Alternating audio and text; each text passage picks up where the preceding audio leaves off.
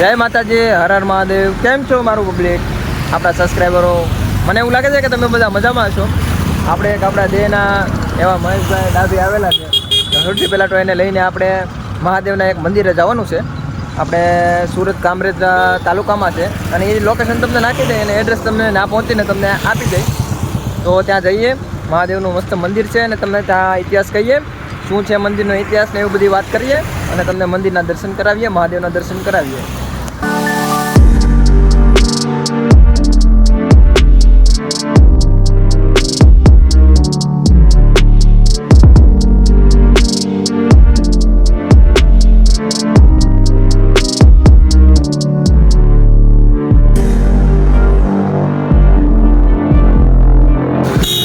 બેટો આપણે રસ્તામાં જતા હતા તો મસ્ત મજાનો ટ્રેનનો પાટો આવી ગયો છે.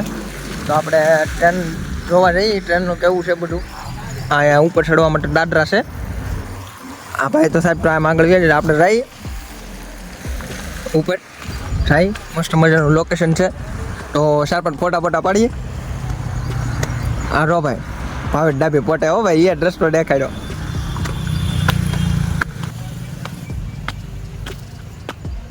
તો મિત્રો આપણે ઉપર તો આવી ગયા છીએ, પણ અહીંયા તમે લોકેશન જુઓ ખાલી.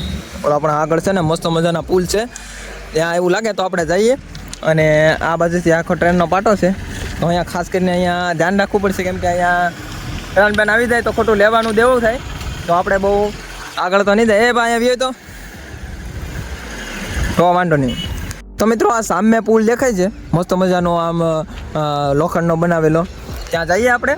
અને થોડુંક આઘું છે પણ વાંધો નહીં, કેમ કે ભાવેશભાઈને અમારે કંઈ તકલીફ પડશે નહીં. એટલે એ બહુ આઘું છે, ત્યાં જાઉં ત્યાં રહેવા દે, ત્યાં નથી જવું. બહુ કેટલું આઘું છે એ જોતો પેલા તું. બહુ આઘું છે, કેટલું કાંઈ આઘું નહીં એલા ભાઈ, 1 કિલોમીટર જેટલું આઘું છે. આપણને ઓરું લાગે, રેલના પાટા બહુ લાંબા હોય.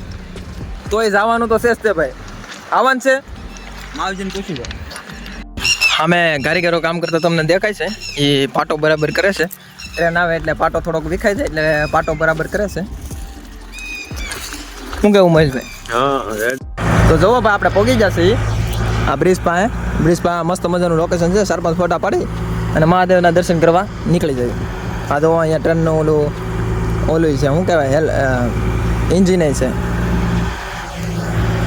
તો ભાઈ અમારી પાછળ તમે લોકેશન જોઈ શકો છો. મસ્ત મજાનો પુલ છે, પણ અંદર તો આપણે જવા નહીં દઈ, કેમ કે અહીંયા જો આ લોકો કામ કરે છે, ના પાડેલી છે જવાની. તોય આપણે કાંઈક કરશું. અને આ એન્જિન છે, એન્જિન તો તમે જોઈ શકો છો. આ કાંઈક પાટો હરખો કરવા માટે છે. તો ચાલો મિત્રો થોડા ફોટા પાડીને પછી મહાદેવના દર્શન કરવા નીકળી જઈએ. જો ભાઈ, આપણી પાછળ મસ્ત મજાનો બ્રિજ છે. આ બ્રિજ પર આપણે તમારે આવવું હોય તો અહીંયા ખાસ તમારે ધ્યાન રાખવાની જરૂર છે, કેમ કે આ બ્રિજની અંદર જુઓ, આ તમે જોઈ શકો છો ને, એટલે આજે પડી જાય એવું ન કરાય. તો અહીંયા આવો તો ખાસ એક ધ્યાન રાખજો. ખૂબ વધારે પડતો વરસાદ ચાલુ થઈ ગયો, ઊભું રહી જવું પડ્યું. આપણે આવા છાપરામાં ઊભા રહી ગયા છીએ એટલે કંઈ ટેન્શન નથી, કેમ કે પડી જાય એવું કંઈ છે. તો ફાઇનલી ગાઈસ, આપણે ઇન્સ્ટાગ્રામમાંથી લોકેશન જોઈ અને મંદિરે પહોંચી ગયા છીએ. મંદિર તમે મારા પાછળ જોઈ શકો છો. 1800 વર્ષ જૂનું મંદિર છે. હમણાં આનો જીર્ણોદ્ધાર કરેલો છે. અને રાજા એવા અમરીશેશ્વર કે જેમણે આ મંદિર બનાવેલું હતું. અને આ મંદિર બનાવવા માટે રાજસ્થાનથી પથ્થરોને એવું મગાવેલું હતું. અને રાજસ્થાનના કારીગરો દ્વારા આ પથ્થરની એવી બધી કોતરણી કરવામાં આવેલી હતી. અને આ મંદિર તમે જોઈ શકો છો, સરસ મજાનું. અને રાત્રે ડેકોરેશન માટે બી મંદિર સરસ મજાનું છે. તો મારા સુરતની પબ્લિક અને કાઠિયાવાડી પબ્લિકને ખાસ વાર આ મંદિરે અને મહાદેવના મંદિરે આવવાની જરૂર રહેશે. તો તમને અહીંયા કેદારનાથ જેવી શાંતિ બી મળશે.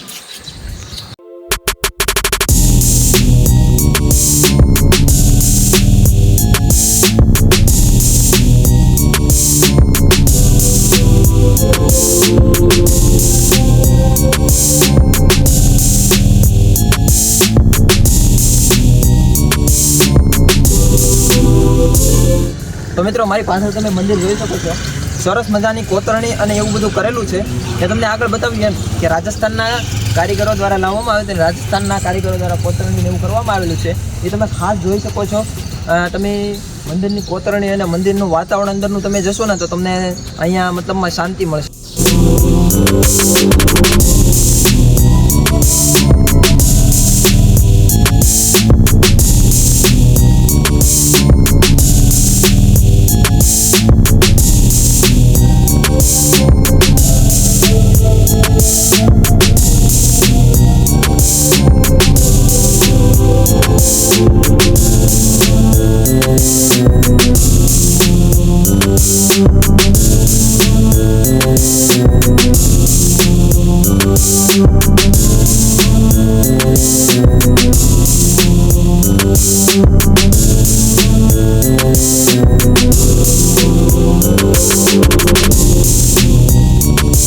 મિત્રો અહીંયા મંદિરની બાજુમાં જ છે એટલે સામે જ છે એક મસ્ત મજાનો વડલો છે, ત્યાં વડલાની પૂજા થાય છે. અને મંદિર છે એ તાપી નદીના કિનારે આવેલું છે. તો ઐતિહાસિક મંદિર છે. ટોટલ તમને 1800 વર્ષ જૂનું એટલે ખૂબ જ ઐતિહાસિક મંદિર કહેવાય. અને તમને એ જગ્યાએ લઈ જાઉં તાપી નદીના કિનારે અને તમને એ જગ્યા બતાવું. તો મિત્રો તમે મારી પાછળ જોઈ શકો છો. જો આ વડલાની પૂજા થાય છે, વડ સાવિત્રીનું વ્રત ને એવું બધું હોય ત્યારે. અને બાજુમાં જ તે મસ્ત મજાનું શું કહેવાય તાપી નદીનો કિનારો છે. અને અહીંયા મસ્ત મજાનો ઠંડો પવન આવતો જ હોય છે. શિયાળા ઉનાળો કે ચોમાસું ત્રણેય સિઝનમાં અહીંયા મસ્ત મજાનો પવન આવતો જ હોય છે. અને તમે જોઈ શકો છો આપણે નીચે જવાનું છે. આપણે નીચે જઈએ અને નીચે કેવું વાતાવરણ છે ત્યાં દેખાડી દઈએ તમને, પછી આપણે વિડીયોને પૂરો કરીએ. મિત્રો હવે આપણે નીચે જઈએ. ભાઈ સાહેબ તો આવવાના નથી પણ આપણે જવાનું જ છે. હા ભાઈ જાય છે નીચે જઈએ. નીચેથી તમને લોકેશન મસ્ત મજાનું બતાવી દઈએ. તો મિત્રો આ તો આપણું અમરેશ્વર મહાદેવનું મંદિર. અને તો મંદિર તમને કેવું લાગ્યું? સારું લાગ્યું હોય તો કોમેન્ટમાં હર હર મહાદેવ લખી નાખજો. અને બાજુમાં જ તાપી નદીનો કિનારો છે તો તાપી નદીમાં જઈ આવજો. ત્યાં સુધી હવે નવા મંદિરે છે ત્યાં સુધી આભાર. જો ભાઈ હર હર મહાદેવ.